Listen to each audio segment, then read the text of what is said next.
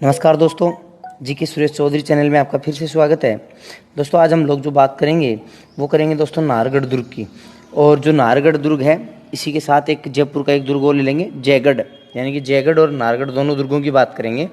तो दोस्तों जो नाहरगढ़ दुर्ग है, इसी नाहरगढ़ दुर्ग का एक दूसरा नाम और है जिसे कहते हैं सुदर्शनगढ़ दुर्ग।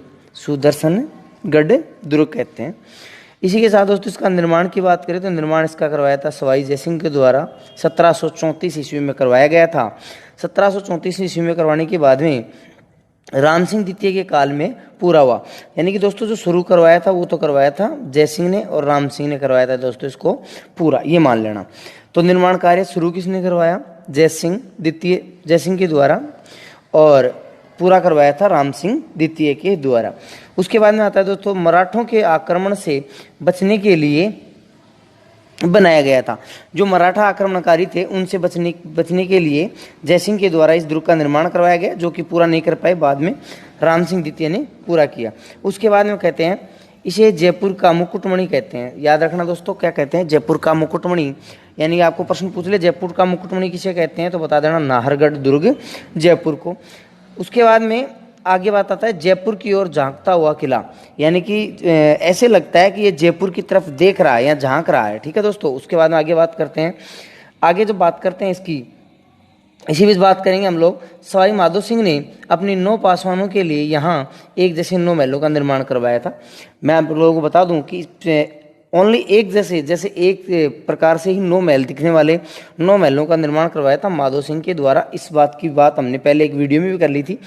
उसके बाद में दोस्तों आता है गैटोर की छतरी। गैटोर की छतरी क्या होती है दोस्तों? कछवा जो राजवंश है, यानी कि जो कछवा राजवंश है उनके शमशानों को कहा जाता है क्या? गैटोर की छतरी। उसी के साथ दोस्तों इसमें दर्शनीय स्थलों की बात कर लेते हैं। कौन कौन से दर्शनीय स्थल हैं? इसी दर्शनीय स्थलों के साथ साथ कौन कौन सी जहाँ जगह है? एक तो नाहरगढ़ भूमिया का चबूतरा। जो नाहरगढ़ भूमिया का चबूतरा है इसकी एक स्टोरी है जो मैं आपको बता तो नहीं पाऊंगा क्योंकि वीडियो बड़ा हो जाएगा, बहुत बड़ी स्टोरी है। तो दोस्तों जिस प्रकार से जो नाहरगढ़ भूमिया जी है, इसकी छोटी सी एक बात ही बता देता हूँ उससे पहले।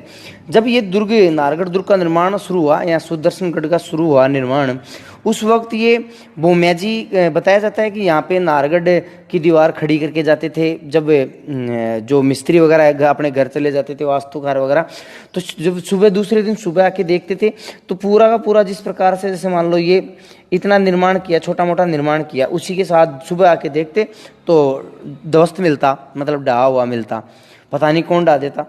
तो कई तांत्रिक वगैरह को दिखाया कि भाई बात क्या हो रही है।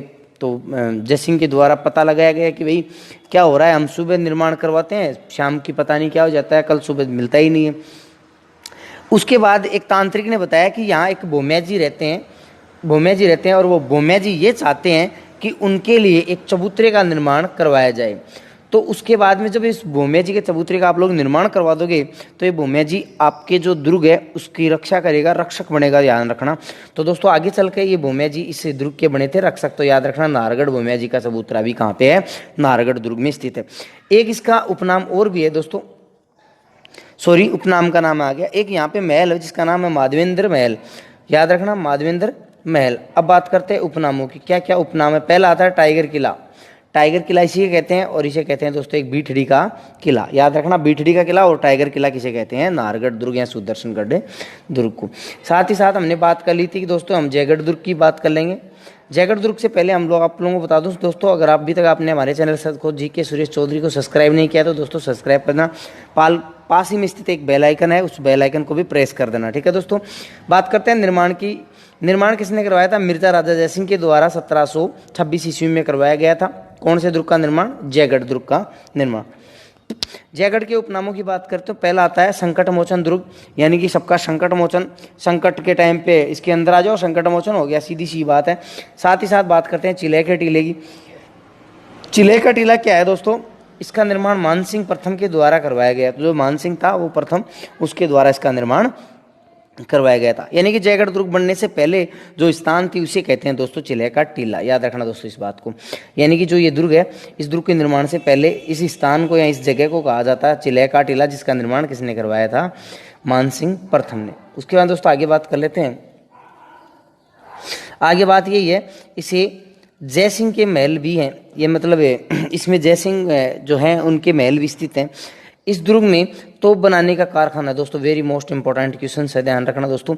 राजस्थान में एकमात्र दुर्ग है, जिसे एकमात्र दुर्ग ही मान लो दोस्तों, लगभग यही है दुर्ग, एकमात्र दुर्ग जहाँ पे तोप बनाने का कारखाना स्थित है दोस्तों, इस बात का भी ध्यान रखना। बात करते हैं दोस्तों एक बाण का नाम, जिसका नाम है जयबाण तोप, यानी कि जो जयबाण है एशिया की सबसे बड़ी तोप है दोस्तों। जो जयबाण तोप है ये एशिया की सबसे बड़ी तोप है। इसकी लंबाई है दोस्तों 20 फीट और वजन है दोस्तों 50 टन। उसी के साथ दोस्तों आगे बात करते हैं, साथ ही साथ इस दुर्ग के दरवाजे हमेशा बंद रहते थे। इसको रहस्यमय दुर्ग माना जाता है। जो इसके जो दरवाजे वगैरह थे ये हमेशा बंद हुआ करते थे, क्योंकि बताया जाता है कि राजा महाराजा इसमें गुप्त खजाना वगैरह रखा जाते थे, इस वजह से रहस्यमय दुर्ग माना जाता था। आगे बात करते हैं कच्छावा राजाओं का दफीना। जो दफीना को जो मतलब दफीना जो ये शब्द है शायद मेरे हिसाब से उर्दू भाषा का शब्द होगा या अरबी भाषा का शब्द होगा दोस्तों, इतना मेरे को पता नहीं है। अगर आपको पता हो तो या किसी हिंदी वाले टीचर को पूछ लेना दफीना क्या होता है। दफीना दोस्तों कहा जाता है राजकोष को, दफीना कहा जाता है दोस्तों राजकोष, यानी कि इसमें दफीना रखा जाता था या रखा हुआ है था, जिसे राजकोष भी कहते हैं। अब कहते हैं इस दुर्ग में राजनीतिकों को बंदी बनाकर रखा जाता था, मतलब कोई भी अगर राजा के खिलाफ राजनीति वगैरह षड्यंत्र वगैरह रचता तो को इसमें बंदी रखा जाता था। इंदिरा गांधी ने यहाँ पर राजकोष खजाने को ढूंढने के लिए सर्च अभियान चलाया था। वेरी दोस्तों याद रखना, very most and most important question. Indira Gandhi ने यहाँ पे खजाना देखा था कि भाई वास्तव में खजाना है कि नहीं है। जो बात करते हैं रहस्यमय दुर्ग की, ये रहस्यमय दुर्ग वास्तव में है कि नहीं है, तो इस बात का खजाना किसने लगाया था?